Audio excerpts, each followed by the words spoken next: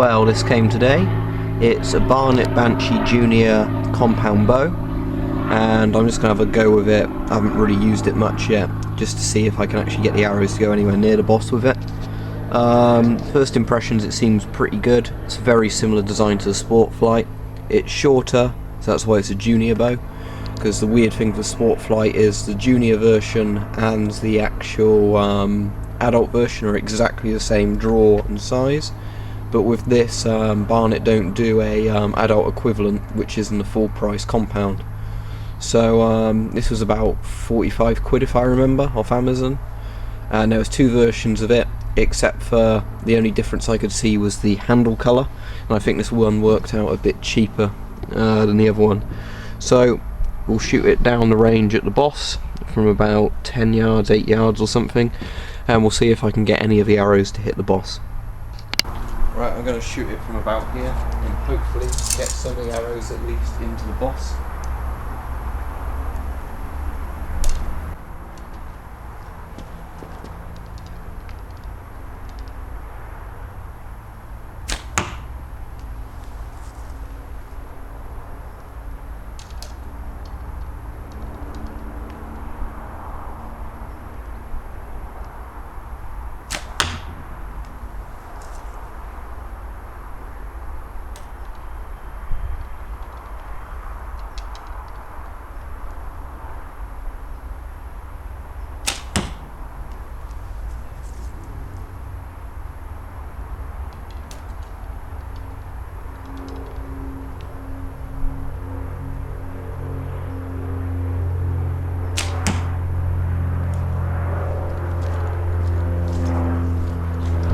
That seemed to go pretty well. Let's have a look.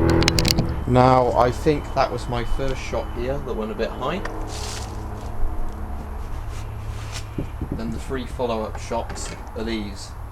Now, these two are quite close. They're probably just within an inch, or maybe slightly over an inch of the bit I was aiming for.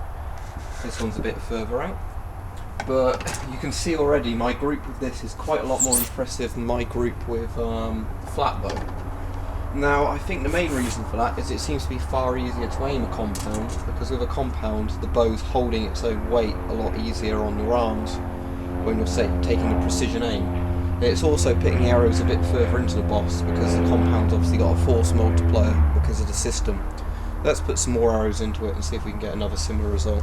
Okay, try again.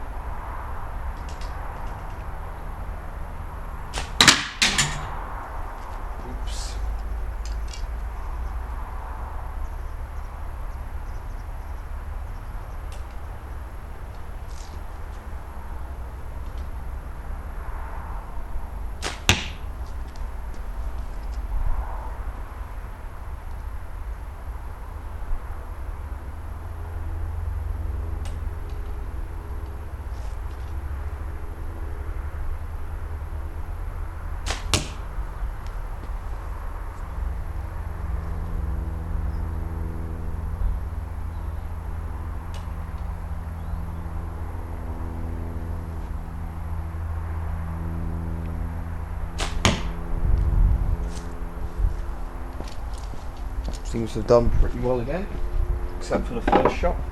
Let's take a closer look. Well, I overshot of that first shot. It hit the fence and bounced off, but luckily it didn't go through. Now, there's the other three. Notice I've been a bit lower with these. I think that's because I was overcompensating, firing or loosing the bow at a lower angle, so I didn't actually go above the boss again. But again, all of the ones that I managed to get in the boss are decently close together, and I'm not a very good archer, so yeah, pretty impressive result.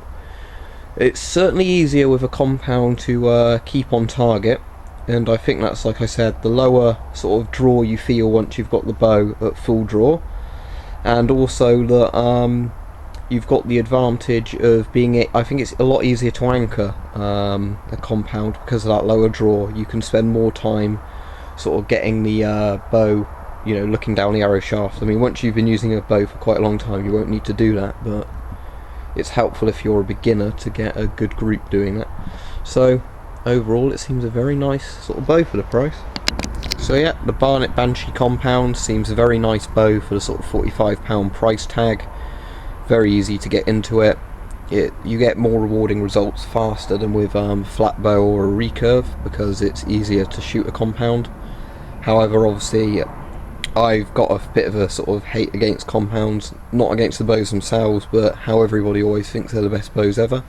There are drawbacks to a compound. They're much higher maintenance, they're much easier to break if you accidentally dry fire them, and there's also other things you can do to sort of derail the bow and everything. There's some quite good videos online if you're thinking about getting a compound you ought to watch, just so you can see, you know, what to avoid doing when you're shooting them. Because I made sure I watched a few videos before using this, you know, on proper draw with a compound, so you don't accidentally pull the sort of string off of the bow press, whatever they call it. But overall, very good for 45, worth getting.